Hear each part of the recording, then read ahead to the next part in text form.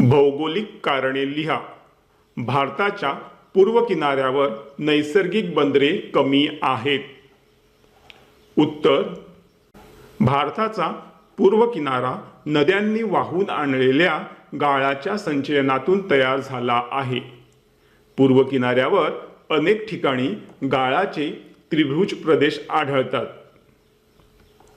भारताच्या पूर्व किनारपट्टीजवळ पाण्याची पातळी खूप खोल आढळत नाही।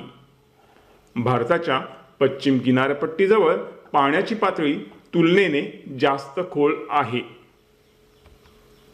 गाळ व पाण्याची कमी खोल पातळी नैसर्गिक बंदरांच्या विकासास पोषक ठरत नाही।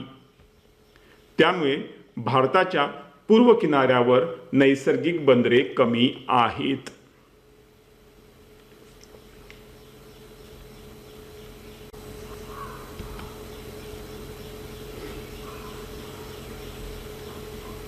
इथे आपला हा व्हिडिओ कंप्लीट झालेला आहे। तुम्ही आपल्या चॅनलला आठवणीने सबस्क्राइब करा, ह्या व्हिडिओला लाईक करा आणि ह्या व्हिडिओला तुमच्या मित्रमैत्रिणींसोबत शेअर करा।